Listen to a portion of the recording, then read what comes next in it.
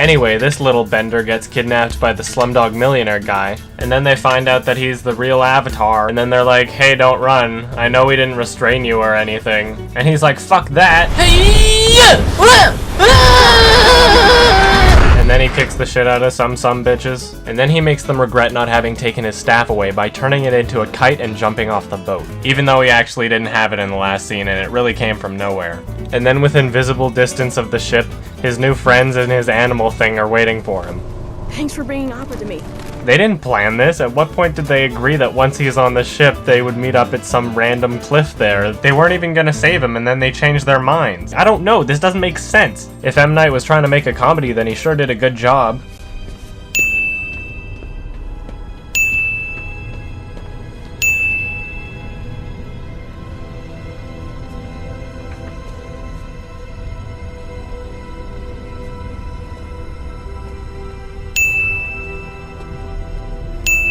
I mean, even if you've watched the anime, it doesn't make sense, which I haven't. This was their practice area. This movie has endless continuity errors and some of the most impressively bad scene changes I've ever seen. You think my son is this person the soldiers are calling the Blue Spirit? Yes. It's almost hard to believe that these mistakes were accidental. There are teachers there for sure. I mean, was he honestly blinking like that in all the footage you had for that shot? Anyway, the fire dudes are coming on these boats and they have fire on the boats so they can throw fire at these water dudes. And these water dudes are like, oh no, what do we do? And I'm thinking, just fucking throw water at them. They're in a boat. You could put out the fire with your water powers. Or you could tip over the boat. And don't tell me they couldn't have done that when they can do shit like this. And then the Avatar's like, BRB, meditation. And then Slumdog Millionaire Kid and this girl have a fight scene while he's meditating in the same room. And she sucks so bad that she can't see a ball of fire in her peripherals. And then the fire dudes come in because apparently the fish are the ocean spirit and the moon spirit. When the moon is full, the water dudes have more power, so we should kill the moon spirit. So then one of them kills the moon spirit and the other one's like, no, I should have stopped you way back on the boat when you told me you were gonna do this. And then somehow this girl gets hurt from that. Little Bender gets a headache. And the moon turns red for some reason. Remember kids, kill a fish, goodbye moon.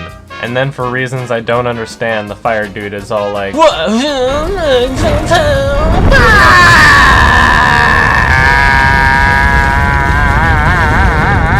and they're all like, whoa, he's making fire out of nothing! And then the fire dude convinces this girl to basically kill herself to save the fish. And he's all like, you can give your life to it and it'll be fine again. She's like, okay. Wait a minute, if they're the moon spirit and the ocean spirit, wouldn't the ocean spirit have done more damage to the water people? Like, I know killing the moon is supposed to make them weaker, but what would killing the ocean do? Isn't the ocean made of water? The little Bender goes Super Saiyan and it's basically the end of the movie. I think the best thing to keep in mind when watching this movie is that it's a comedy. Just watch it as a comedy and you'll be fine. Enjoy the laughs and thank God you're not one of the fans of the anime, unless you are, then you're pretty much fucked. So even amidst the retarded story, terrible acting, and god-awful martial arts, there are still some classic scenes in the movie. The ground is an extension of who you are! If the Avatar had returned, would that mean anything to you? The Avatar is dead. If he was here, he would protect us. My name is Ang. And I'm the Avatar. I ran away, but I'm back now. It's time for you to stop doing this! The Avatar would have to be an airbender. Are you an airbender, boy? Leave him alone!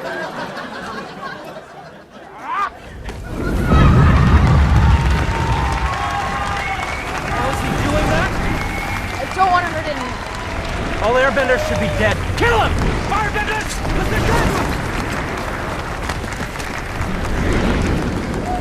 Okay? Everybody can help us now!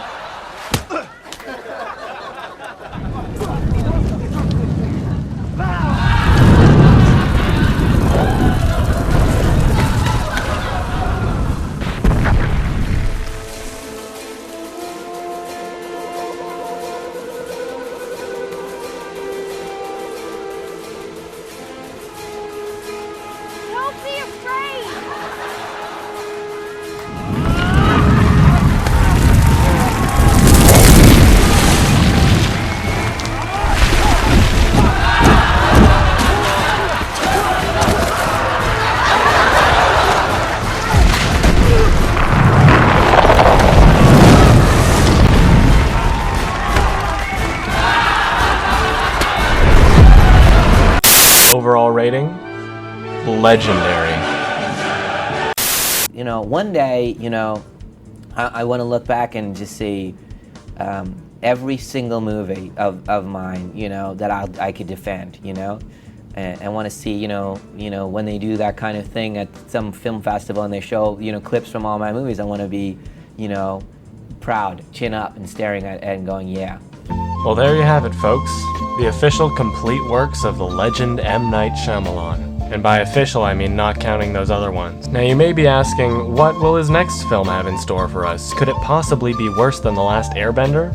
In an interview right after the Kids' Choice Awards, M. Night Shyamalan said he's a big fan of the series, even adding that he thought Catherine Hardwicke's version was tonally perfect. Well, that's not actually happening.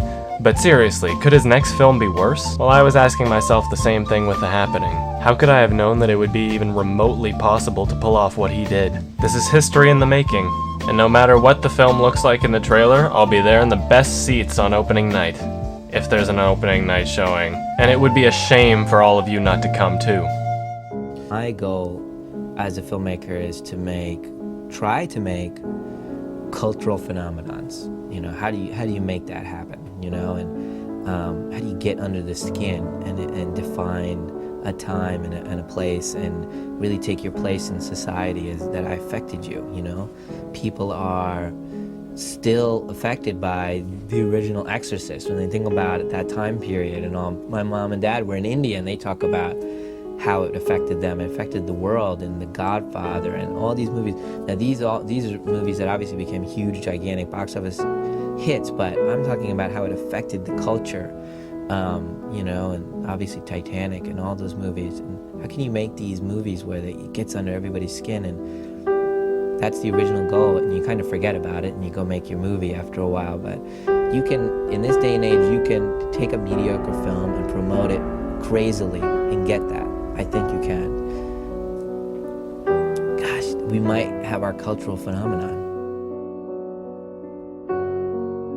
You put it on your foundation.